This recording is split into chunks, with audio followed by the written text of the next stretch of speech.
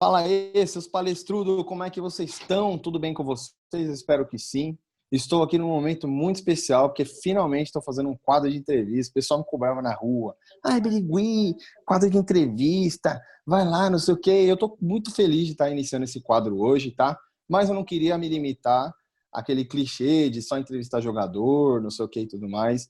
Então, eu quero. O intuito desse quadro é entrevistar qualquer tipo de pessoa que esteja relacionada ao Palmeiras ou ao futebol, que possa falar do Palmeiras e tudo mais, independente de quem ela seja ou do que ela faz. Eu quero falar com gente envolvida com o Palmeiras, tá? Claro que terão jogadores, mas também vai ter gandula, vai ter treinador e etc.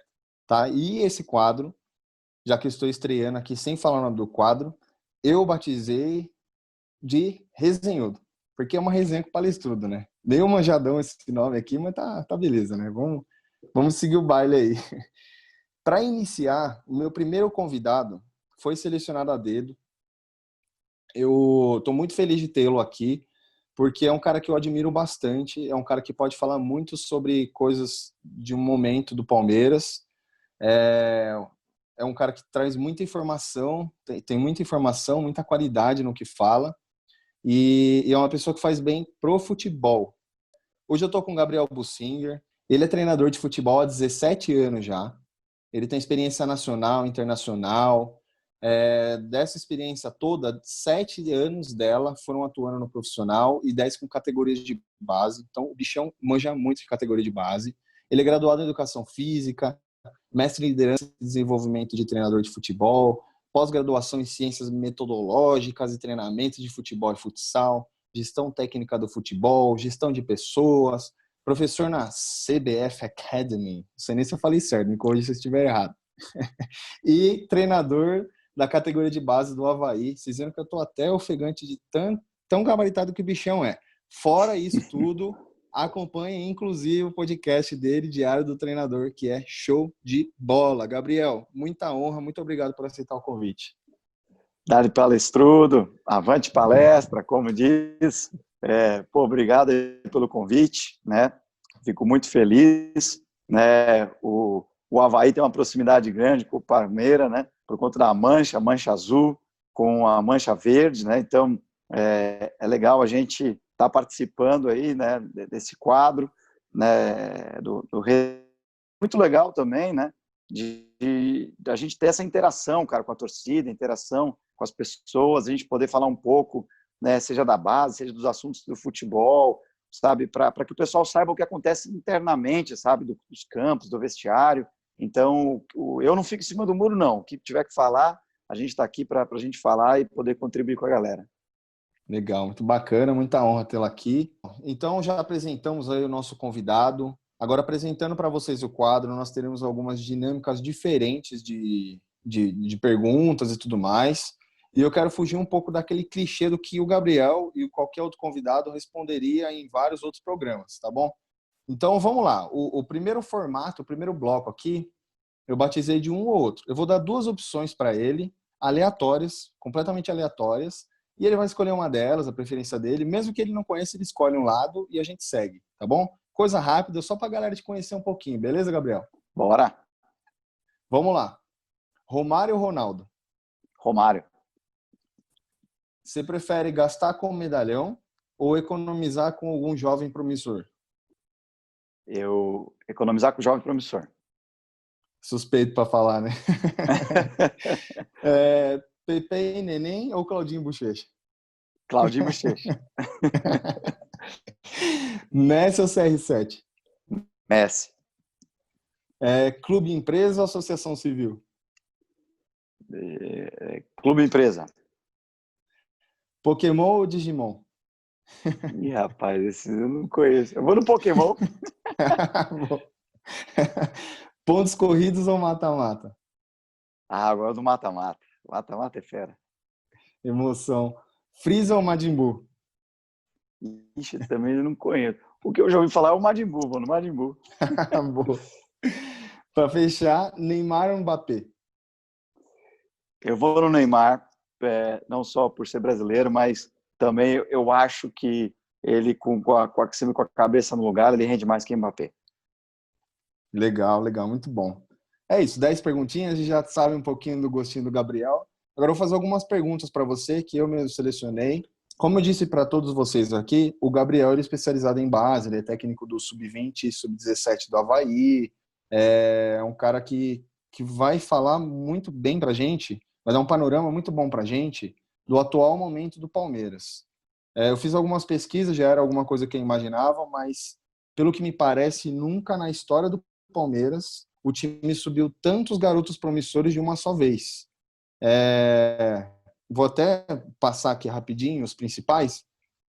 Os jogadores que subiram do ano passado para esse ano foi o Alan, que é um meia de 19 anos, o Ivan Angulo, que é um ponta de 20, colombiano, o Gabriel Menino, que é um volante, está fazendo lateral direito também, tem 19, Gabriel Veron, que é ponta e tem 17, Lucas Esteves, que é lateral esquerdo, tem 19, Patrick de Paula, volante, 20 anos, Pedrão, que é zagueiro, 22 anos, e o Wesley, que é ponta, tem 20 anos, tá?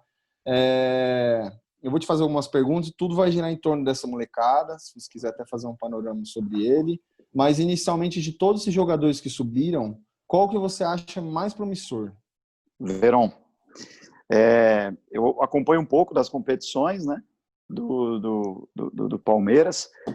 O Verón, né, apesar de ser um dos mais novos, aí, acho que o mais novo, talvez, né, mas não só por ser um jogador já de seleção, já ter conquistado um título mundial com a seleção sub-17, né, ele é um garoto que eu acho que são posições que o mundo busca, que o mundo é carente. Então, o Verón, acho que ele consegue atuar, acho que tanto, né, nas beiradas, seja um pouco mais centralizado, mas é um garoto que tem faro de gol, além de ter aquilo que o futebol brasileiro busca, né, que é a situação de 1 para 1, do drible, né? Então, acho que o Verón, talvez desse aí, seja, né, o mais promissor. Legal, legal. Muito interessante essa da carência. Bem observado. E para o Palmeiras, qual você acha que vai ser mais útil para o Palmeiras? Cara, eu vejo que hoje o Palmeiras ele tem uma frente letal, ele tem uma frente boa. Com o recuo do Felipe Melo para a zaga, eu acho que hoje talvez ele abre mais espaço para a parte do meio campo. O Palmeiras, nos últimos anos, contratou bastante atletas, e agora com a volta do Vanderlei Luxemburgo e com, eu acho que o sucesso das categorias de base que o Palmeiras tem adquirido facilitou bastante, né, essa absorção dos garotos da base para o profissional. Então, talvez aí, eu acho que agora me recorda algum volante dessa citado ali? Sim, sim. O Patrick de Paula, ele joga como primeiro volante, ele é o que faz o que o Felipe Melo faria, no caso. Sim, eu acho que talvez aí, eu acho que somaria mais hoje no elenco do Palmeiras. Legal, legal. Realmente, o Patrick de Paula tem sido muito útil, principalmente por esse recuo do Felipe Melo. E além do talento do Patrick de Paula também, para mim, ele também, assim, ele só não rala o Verón ali no sentido de ser promissor, ele é muito bom jogador. E um outro volante também é o Gabriel Menino. Ele, na verdade, ele é segundo volante, então ele joga um pouquinho mais para frente. O Palmeiras tinha resultados melhores quando ele estava jogando junto com o Patrick de Paula, acho que para eles jogarem juntos já na base. E só que o Palmeiras teve uma carência na lateral direita. Como ele fez isso no sub-17, então ele tá se dando bem ali. Alguns jogos com deficiência, mas ele tá indo bem na lateral direita também.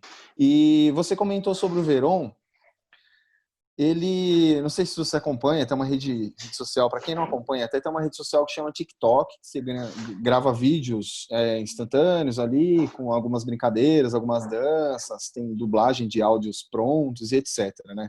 O Gabriel Veron, ele é o rei do TikTok, né? Todo dia ele solta o TikTok, a galera se diverte e tudo mais. Eu gosto também.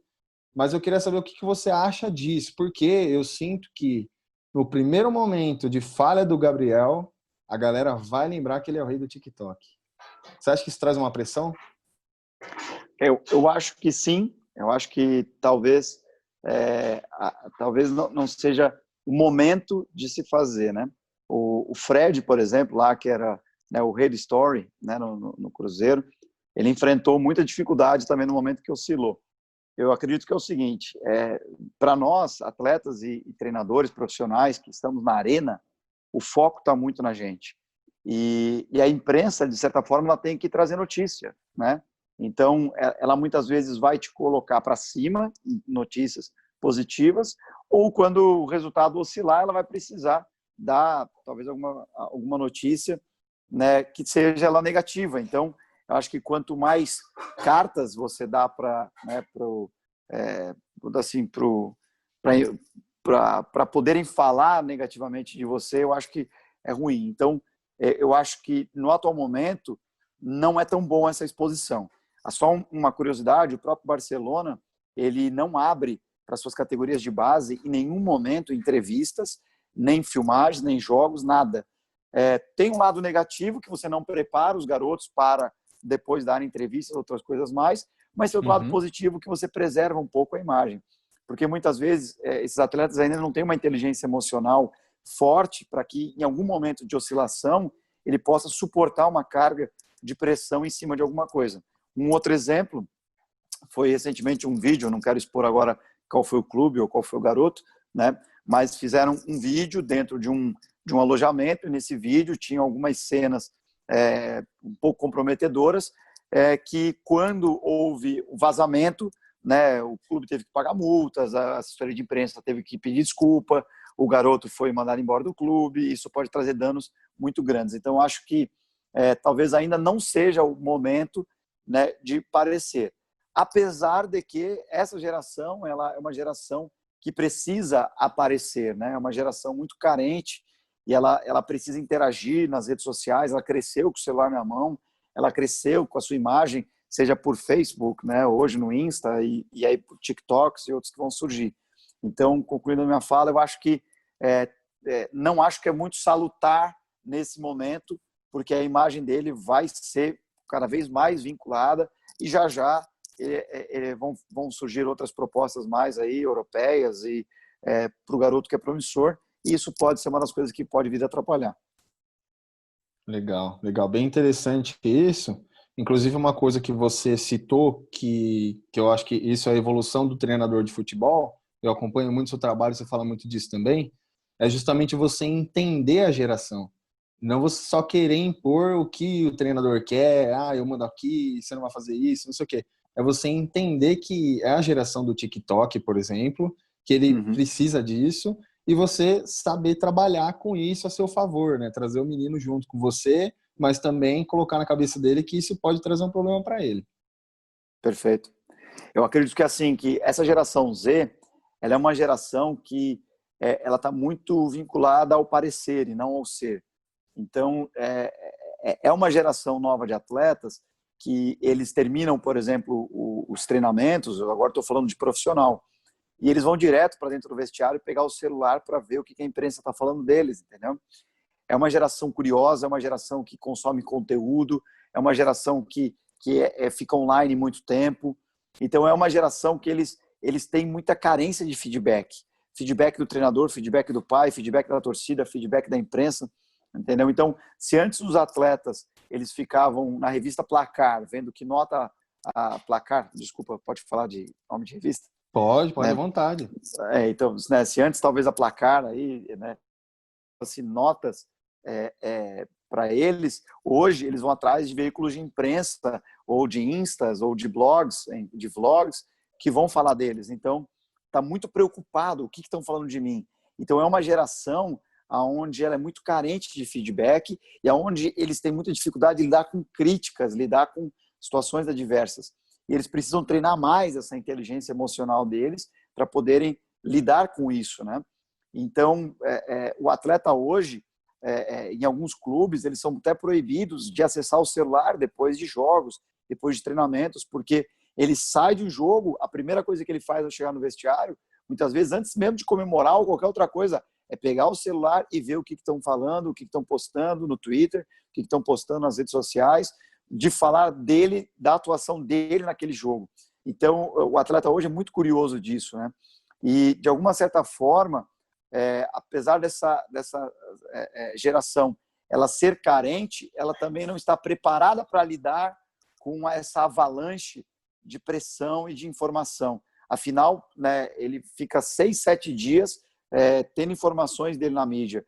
E uma escapada fora, né, que você dá, você pode perder patrocínios, você pode perder a tua imagem, que é desvinculada. Então, eu vejo que é uma geração que precisa ainda saber lidar um pouco com a imagem. Exemplo, eu não vejo problema eles terem TikToks, eu não vejo problema eles terem, né, Insta, eles terem Twitter, né, mas sim o que se posta, né, e não se posta ou não posta, se participa ou não participa, né?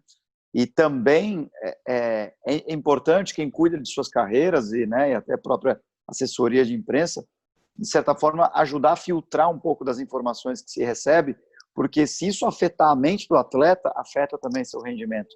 Então, eu acho que é legal que ele se posicione, que ele tenha ideias, que ele seja alguém crítico, lendo livros, postando algumas coisas que somem conteúdo, né?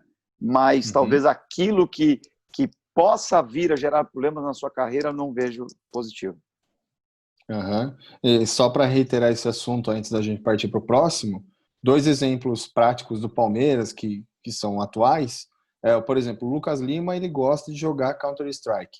Aí, quando ele começa a ir mal, ou quando está em uma fase no Palmeiras, a torcida vai lá, ele vai jogar Counter-Strike. O Moisés também, que saiu no meio do ano passado, ele gostava de jogar poker. E aí ele teve uma má fase, e aí, porque ele tá jogando poker, então vai lá jogar poker, entendeu? Então, nesse sentido aí. O Gabriel Veron, se ele passar uma fase, vão falar, vai lá fazer TikTok, ou então, enfim. Exatamente. Faz parte, né? Bom, Gabriel, vamos pro próximo bloco. O próximo bloco eu chamo de contra-ataque. O contra-ataque é o seguinte, eu vou dar alguns temas para você vai dar a sua opinião sobre esse tema, e eu vou tentar confrontar a sua opinião com uma opinião contrária, mesmo que não seja a minha opinião. Eu posso até concordar com você, mas aqui eu vou fomentar um mini debate, tá bom? Claro. Beleza. Eu não vou cavucar muito, mas vamos confrontar aí, beleza? O primeiro tema, ele estava inclusive presente lá no Um ou Outro. Eu perguntei para você, e eu pergunto de novo.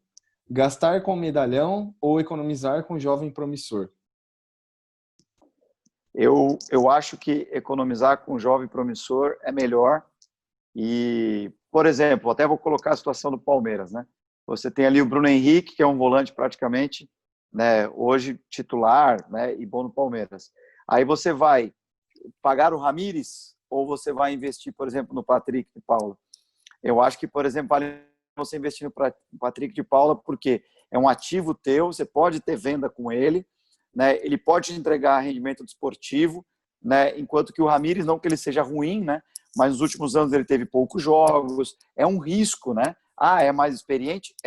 Mas ele teve riscos, né? Risco de lesão, é mais caro, então pode te gerar maiores problemas. Então, por isso que, dando esse exemplo que a gente falou do volante, eu economizaria com prata da casa.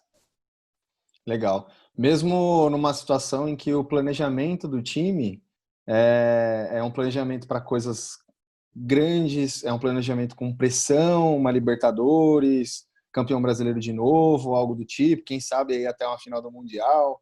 Mesmo assim, você investiria no jogador de base? Eu acho que vale você fazer a mescla, né? Não é bom que você tenha só um tipo, né? Mas acho que assim, você tem o Felipe Melo que está por trás ali, você tem o Marcos Rocha à direita, você tem opção de Lucas Lima ou Dudu para te fazer a meia, teve a contratação do Rony que brilhou no ano passado, né? Você tem o Luiz Adriano que estava também em boa fase, né? Enfim, então você tem o William Bigode, né, cara, que também é um cara que já é bastante experiente. Então, assim, dentro de alguns medalhões ou experientes, você colocar um ou outro da base, né? Um Veron um dia para entrar no segundo tempo, entendeu? Para daqui a pouco fazer um gol, começar a ganhar confiança, né? Você vai conseguir daqui a pouco ter resultado desportivo e ao mesmo tempo ter também uma possível venda futura e atrai muito. Garotos da base, eles atraem a torcida, eles atraem uma identificação com o clube, né? Então acho que por isso é que eu apostaria um pouco mais nos pratos da casa. Legal. E você acha que Prata da Casa, psicologicamente falando agora, você acha que eles aguentam uma pressão de uma Libertadores, aí um argentino lá dando aquela cotovelada nele sem o árbitro ver, a torcida da Bomboneira lá gritando na cabeça dele, não sei o quê, a torcida cobrando também, Libertadores é obrigação, não sei o quê e tudo mais. Você acha que o molecada aguenta isso mesmo? Eu acho que tem alguns que sim, outros que não, né? Você tem aí em outros cases aí, né? O próprio Paulinho do Vasco, o Thales Magno do Vasco, né? O Vinícius Júnior, foram garotos, o próprio Ranier, entendeu? Uhum. Foram garotos que eu acho que conseguiram fazer essa transição rápida, mas eles são outliers, eles são fora de série. Eu acho que vários não conseguem, né, fazer essa subida tão rápida e aguentar essa pressão toda. Porém, tem uma coisa, Palestro, que é legal assim, o pessoal da torcida saber, é que assim, É. depende muito de quem você tem como capitão e como medalhão no time. Tem medalhão, entendeu? Que ele vai e protege o garoto. Garoto, vai para cima, faz o que você quiser aí, que se esses caras vierem para cima de ti, a gente protege, vai dentro. Então tem medalhão que tem esse perfil e protege o garoto, e o garoto vai para abusar mesmo, que nem era o Neymar, né, naquela época e tal, do Santos. Mas se os teus medalhões não protegerem e o garoto se sentir desprotegido, pode ser que o garoto pipoque. Então você precisa ver quem é o teu medalhão, que você já tem ali, que aguenta a pressão, quem são os capitães. E, cara, o Felipe Melo já é ídolo, cara. Se tem um cara que não tem medo de confusão, é ele. Então, eu acho que pode ser que aguente, né, cara? Então, eu acho que, assim, há um ambiente no Palmeiras hoje para promover um ou dois aí para a base que aguenta a pressão. Legal. E num cenário aí bem adverso, um cenário completamente imprevisível de uma pandemia, onde foi aprovado, e eu acredito que o Campeonato Brasileiro e os campeonatos nacionais vão aderir à quantidade de substituições que a FIFA autorizou, né, de 6 substituições por jogo e não só 3. Considerando esses fatores e o fator físico dos medalhões, né? Você ainda acha melhor que para um campeonato brasileiro, por exemplo, um jogo difícil e tudo mais, onde os medalhões talvez não aguentem até o final do jogo, você precisa... O campeonato brasileiro esse ano, de fato, vai ser, eu acredito, que um dos anos mais difíceis, né? O Galo está se reforçando muito bem, e era um time que era um time de meio de tabela. A gente tem um RB que pode ser uma surpresa, um time de grande investimento. O Flamengo não preciso nem falar, o Grêmio também não. O Internacional estava super bem aí no final do ano passado, começou muito bem o ano com o Cudê. O São Paulo também começou a dar uma reagida, começou a dar uma animada, enfim. Então eu acredito que vai ser um campeonato brasileiro muito difícil, e mediante essa situação física, você acha mesmo que é melhor colocar um menino do que ter 2 medalhões, um no banco e um titular? Eu acho que sim, porque justamente como você citou, economicamente as equipes. Então, já tiveram algumas pesquisas que mostraram que já teve uma perda de 20% de toda a receita de todo o futebol. Então, 20% já tem menos.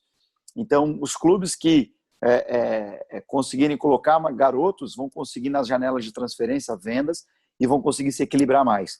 Então, a tendência agora desse campeonato brasileiro é ver mais garotos da base jogando, né? E isso vai ser uma tendência forte. E até uma outra coisa que também facilita bastante, os clubes vão começar a contratar treinadores que conseguem promover mais os garotos da base. Você tem o exemplo do Dorival Júnior no Atlético Paranaense, que é um treinador característico para promover atletas da base, né? E o Atlético tem esse viés agora também. Então, eu acho que isso vai acontecer. O próprio Vasco, quando ele promove o Ramon interno, né? E aí o Mazuco, que é o diretor executivo, também já citou de que a promoção vem porque já conhecia, né, os que jogam interno, né, do Palmeiras, perdão, do Vasco. Então, eu acho que assim, a tendência é até mesmo os treinadores serem efetivados, e treinadores que vão assumir são treinadores que promovem mais para conseguir vender atletas, para conseguir equilibrar financeiramente os clubes. Legal, muito bom esse debate. Continuando aí, o segundo bloco do Contra-Ataque, vamos mudar um pouquinho o tema, tá? Mas muito Bora lá. legal. Seguinte, cara, o que você acha? O que você faria?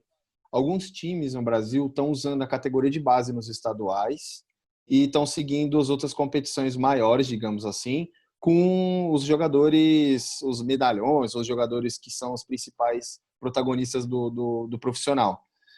O que você acha disso? Você aprova usar um Paulistão ou algum campeonato qualquer só com a base e focar em outro? O que você pensa disso?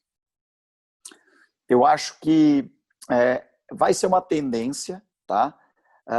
Clubes se organizarem para que o seu time B, que seria o 23, mas mais alguns jogadores, né, do profissional, jogarem os estaduais, e os times A, vamos colocar assim, terem uma pré-temporada um pouco maior para se preparar. Essa é a tendência de quem tem planejamento.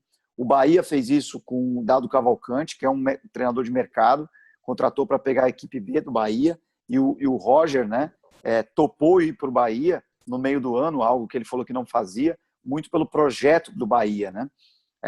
E isso o Atlético Paranaense o fez também, e aí outras equipes, o Vitória também fez isso, né? E a tendência é mais equipes fazerem. Eu acho que nós temos um gargalo a ser atacado no futebol brasileiro, que é o calendário. O calendário brasileiro, ele é prejudicial para o próprio futebol brasileiro. Ele é prejudicial para o espetáculo, ele é prejudicial para o atleta, ele é prejudicial para o treinador, ele é prejudicial para a evolução do jogo de futebol. Por quê? Porque a pré-temporada, a palavra é ridícula, então você não tem pré-temporada, né? E, né, pode ver, mesmo com o título esse ano nos Estados Unidos, lá na pré-temporada do Palmeiras, você não tem tanto ganho, mesmo você tendo jogado jogos de bons níveis, você não tem tanto ganho. E com a pré-temporada ruim e os atletas com desgaste físico, fica aquela coisa da imprensa que, por que fica trocando, por que fica... E aí, por exemplo, o pessoal vai agora dizer, por causa do case de sucesso do Flamengo, com o Jorge Jesus, que não trocava ninguém, que dá certo. Mas não é, nós estamos falando de um clube que tinha um aporte financeiro grande, que tinha um elenco com 10 jogadores no banco, que eram capazes de também jogar uma Série A. Mas então todo time tem que se organizar. Mas não é essa a realidade. E o risco de lesões, e o risco do espetáculo, e principalmente você treina pouco, você não desenvolve os atletas, você só recupera os atletas. Então, quando você faz uma semana cheia, que você tem 5 dias para treinar, pode ter certeza no que eu estou falando, eu falo como treinador, né? Os atletas vão melhorar a performance, os atletas não vão se poupar em jogos, porque isso acontece, os atletas se poupam em jogos, porque eles começam a sentir um cansaço muscular, alguma coisa, e não querem ficar de fora. Então, a gente vai ver melhor futebol. E outra coisa, eu sou a favor dessas substituições aí, que tenha 5, que tenha 7, que tenha até mais substituições, porque eu acho que isso vai favorecer a intensidade do jogo, o espetáculo para a torcida, e eu acho que a gente vai conseguir entregar melhor futebol. Então, resumindo, eu acho que sim, é uma tendência, né? E se continuarem com esse calendário maluco, eu acho que os clubes que tiverem um bom planejamento vão fazer isso, porque eles vão aumentar as vendas de atletas nos seus estaduais, eles vão ter uma pré-temporada maior, vão se preparar mais. Mas e a pressão de perder o estadual para o rival?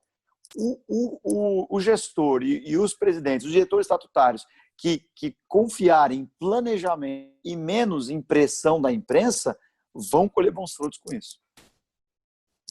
Legal. Você argumentou tão bem aí que fica até difícil eu contragolpear, mas vamos lá. Eu ia pensando as coisas, você já ia rebatendo o que eu tinha pensado. Você estava ouvindo meu pensamento aí, cara. Agora eu tô procurando pelo em ovo aqui para te contragolpear.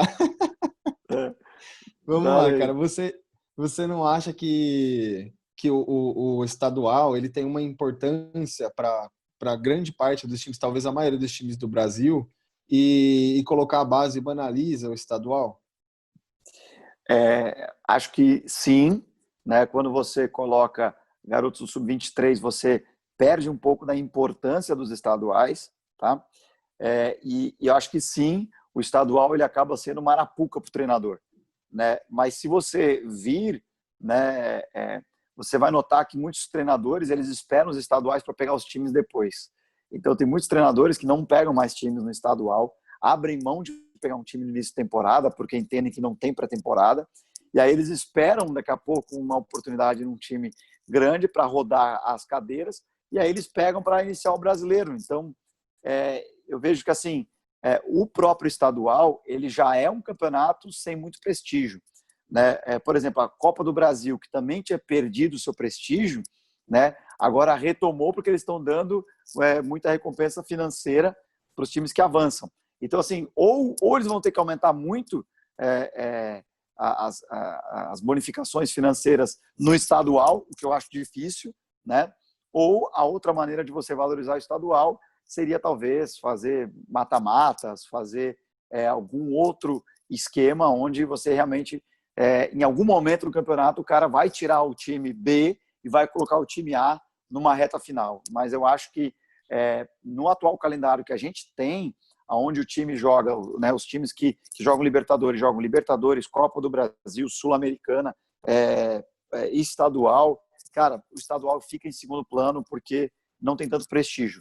Talvez se você perguntar aí, né, você como palestrudo aí, se eu perguntar para ti, você quer que o time entre com força máxima no estadual, na Copa do Brasil, estadual, Libertadores, estadual, você vai me dizer, não, que se lixe o estadual, vamos tentar brigar por outros, né? Então, por isso é que eu acho que naturalmente já perdeu o prestígio. Certo. O meu presidente já chamou o Paulista de Paulistinha, então não preciso nem responder. Acho que é por aí. Legal, cara. Muito bom, muito rico esse contra-ataque. Não vou expressar minha opinião, mas enfim, vou tentar me manter imparcial, mas dá vontade de dar minha opinião. Muito bom, muito bom. Gostei, Gabriel. Vamos para o bloco final aqui. São algumas perguntas gerais, tá bom? Coisa rápida para a gente encerrar, mas fica à vontade aí, tá? Gabriel, seguinte, cara. Qual o maior defeito do futebol brasileiro na base para você? Eu acho que é porque a gente quer ganhar e a gente não quer formar tanto. A gente tem um debate muito grande nas categorias de base hoje, que é ganhar ou formar. E aí tem uma frase que é de um escritor, né, um cientista que escreve sobre pedagogia do futebol português, chamado Júlio Garganta, e ele diz assim, formar para vencer ou vencer para formar? E eu vejo que no Brasil nós temos uma cultura nas categorias de base onde a gente quer ganhar. Então, o treinador da categoria quer ganhar porque ele quer subir de categoria, porque ele quer chegar no profissional. E a gente não tem treinadores especialistas nas categorias de base. Então, se você pegar os treinadores da base, eles não ficam muito tempo na mesma categoria. Eles já estão doidos para subir de categoria. Então, a gente acaba não formando bem, né? Porque o cara quer ganhar. E como ele quer ganhar, ele é mais impaciente para corrigir, para formar o atleta. Os clubes, de uma maneira geral, eles se preocupam mais em captar o atleta do que em desenvolver o atleta, né? E aí a gente também tem algo que é de cima para baixo, um efeito dominó, que acaba sendo um problema na base, mas vem do profissional e vem dos clubes associativos, que como as eleições são de 2 em 2 anos, 3 ou 4 anos, então troca muito lá em cima e o efeito cascata vem, porque aí troca o diretor executivo, que troca o coordenador da base, que troca os treinadores da base, que troca os atletas da base. Então, a gente acaba não tendo uma sequência de formação na base. Então, quando o seu treinador ele quer ganhar, porque ele quer subir de categoria, porque ele quer chegar ao profissional, será que ele vai conseguir formar melhor o seu atleta? Quando o coordenador ele é pressionado porque ele não ganha títulos na base, será que ele vai entregar para o profissional ter a bilateralidade, que vai conseguir ter uma capacidade, uma inteligência emocional capaz de aguentar um pouco mais a pressão? Será que ele vai conseguir, nas suas fases iniciais, eu estou falando o que a gente chama de fases sensíveis de desenvolvimento, que é mais ou menos dos 7, 8 até os 12, 13 anos de idade, que é o momento mais sensível para desenvolvimento motor, né? Se eu estou querendo ganhar, né, vai ter problema. E aí tem um outro problema que eu me coloco como a geração de treinadores, e já errei muito isso, né? Amadureci, mas, né, às vezes a gente, como treinador, quando a gente quer subir, a gente vai lá e lê livro do Guardiola, livro do Klopp, livro do Mourinho, e aí, como a gente é alguém mais inexperiente, o que se faz? Você é inexperiente? Então vai lá para a categoria 11. Você está começando agora? Vai lá para a categoria 9, vai lá para a categoria 13. E aí, cara, quem paga o pato é o jogador. Por quê? Porque nós, treinadores, que queremos subir a qualquer custo e somos inexperientes, ao invés da gente desenvolver o atleta, eu estou mais preocupado comigo enquanto treinador. Como eu quero subir, então eu vou lá e boto só parte tática em cima de tudo, tática, o que a gente chama tática coletiva, e não desenvolvo tanto a tática individual do atleta. Não me preocupo muito com a questão escolar, não me preocupo muito com a questão social, não me preocupo muito com a questão comportamental e mental dos seus atletas. E aí, quando a gente vai, né, deformando e não formando, né, principalmente com conteúdos técnicos, táticos, comportamentais, físicos, eu não vou nem dizer físicos assim, porque o pessoal já pensa em força, velocidade, mas nessa idade não é o principal. O garoto tem que gostar de jogar bola. Essa geração que a gente tem hoje não gosta de jogar bola, entendeu? Eles gostam da imagem que eles têm. Isso é um gargalo também atacar. Então, a gente tem que deixá-los brincar mais, se divertirem mais. Uma coisa que eu vou falar agora para o torcedor, e o torcedor do Palestra tem que se orgulhar, né?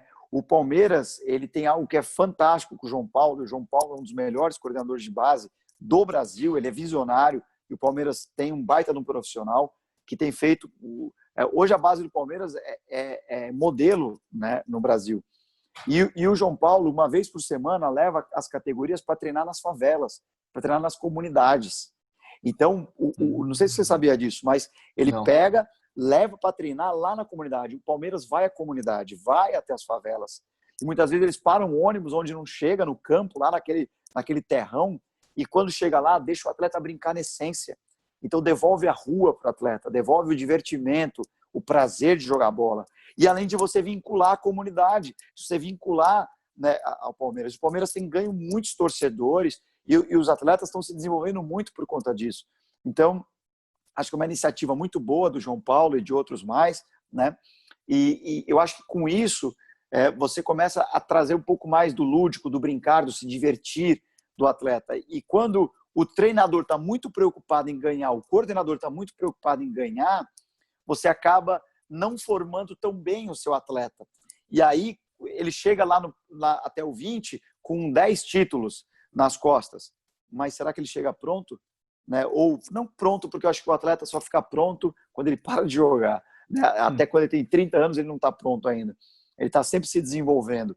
Mas acho que assim, poderia ter sido melhor desenvolvido, né, na base. Então, eu acho que esse é um dos principais gargalos, né? Por mais que o discurso seja muito bonito, não, queremos formar e vamos formar, não nos importamos tanto com o resultado, mas no fundo, na prática, e por isso que eu não fico em cima do muro, eu falo mesmo, né? No fundo, os treinadores de base querem ganhar, entendeu? Porque eles querem ganhar para ir para clubes melhores, eles querem ganhar para subir de categoria, né?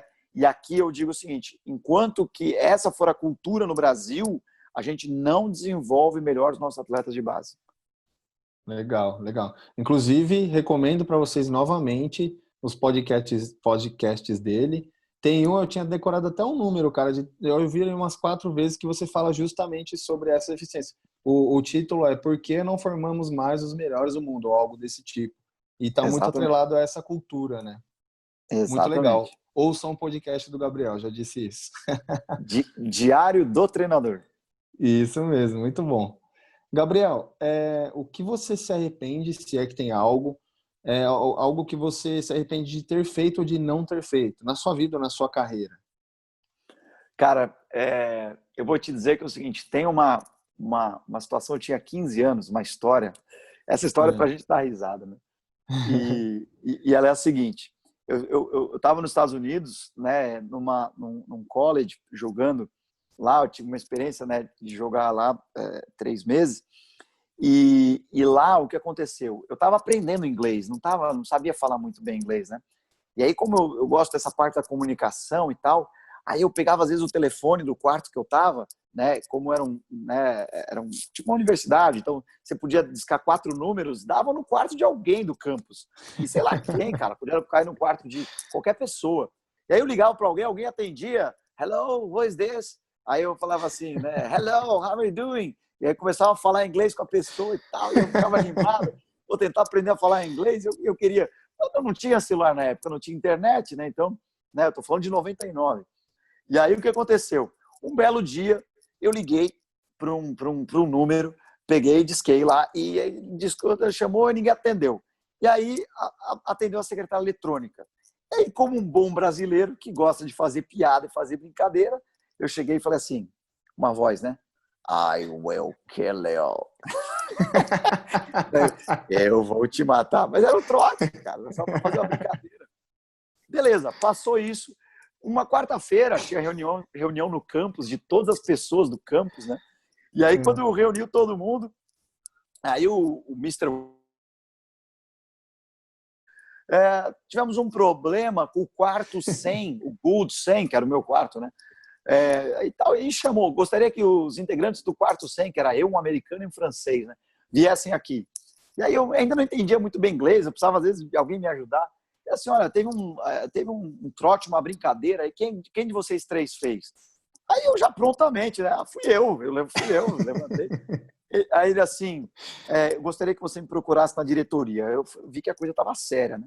Aí eu fui para a diretoria, né? Aí o diretor chegou para mim, você sabia que o quarto que você você ligou e deixou um recado dizendo que você ia matar a pessoa é o quarto de uma professora do campus? Aí eu falei assim, professora? Eu apavorado. Aí ele assim para mim, né? E a professora ficou 5 dias sem sair do seu quarto com medo. Aí eu falei assim, meu Deus, cara. Porque, cara, é Estados Unidos, né, cara? Os caras são noiados com essas coisas. Sim. Aí, cara, eu falei assim, meu Deus, mas foi só uma brincadeira. E a minha cabeça não parava de pensar assim, como é que eles souberam que foi do meu quarto? E eu não sabia, porque assim, ó, quando você deixa o recado na secretária eletrônica, né, aí a pessoa que atende lá fala assim, você tem uma mensagem do quarto tal. Ou seja, mesmo que eu quisesse passar o trote, não ia conseguir, cara. Aí, resumindo, eu era para ser mandado embora, eu ia perder a oportunidade de ficar lá, o cara ligou para meu pai aqui no Brasil, eu tive que ficar visitando o psicólogo, eu fui punido, eu tive que ficar 2 finais de semana no meu quarto, não podia sair do quarto. O psicólogo ficava me analisando para ver se eu era realmente um assassino. Cara, foi olha, que experiência, cara. E aí eu tive que ficar dormindo fora do campus. Só que aí, sabe o que eu penso hoje, adulto, assim, cara? Eles me botaram numa casa onde tinha uma mulher e um filhinho pequeno. E se eu fosse mesmo assassino, cara? E assim, ó, eu só não fui mandado embora porque o meu treinador e os meus professores que eu tinha lá, eles foram minha defesa e disseram, não, eu conheço, o perfil dele não é esse, né? Foi realmente uma brincadeira. Enfim, então, me arrependo de ter feito isso, cara. Quase fui mandado embora.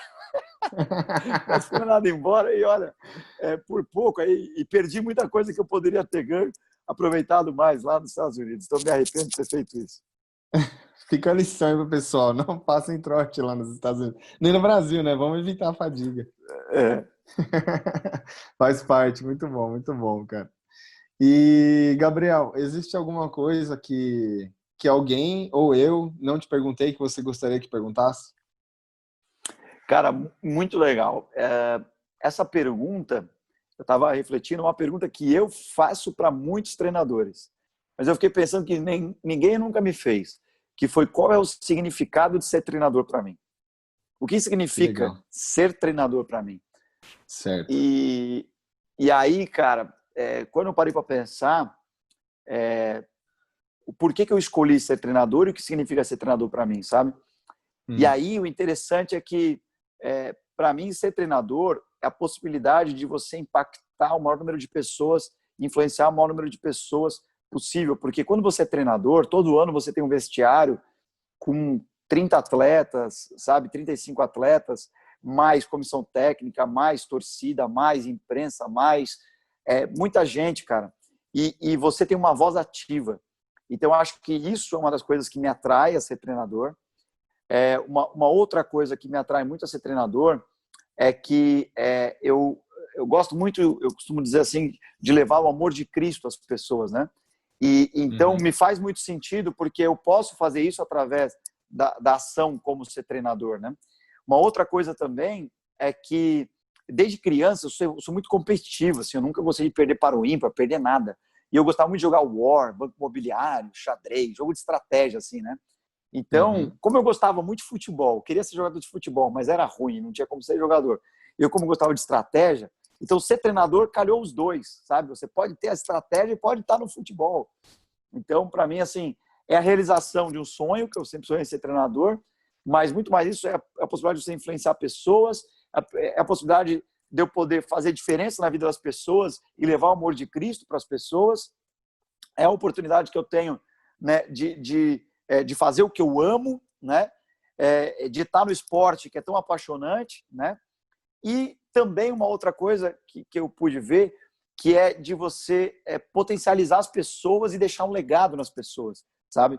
Então, você pode, através da sua prática, através do diálogo, sabe? Às vezes eu pego um garoto que está com dificuldade em casa, que tá, sabe, um jogador que está com dificuldade, eu gosto de ir lá conversar com ele, sabe? Poder ajudar no casamento dele, ajudar na vida dele, nos pais dele, aí ele entender a vida dele, sabe? Então eu gosto muito assim da prática docente e discente, né?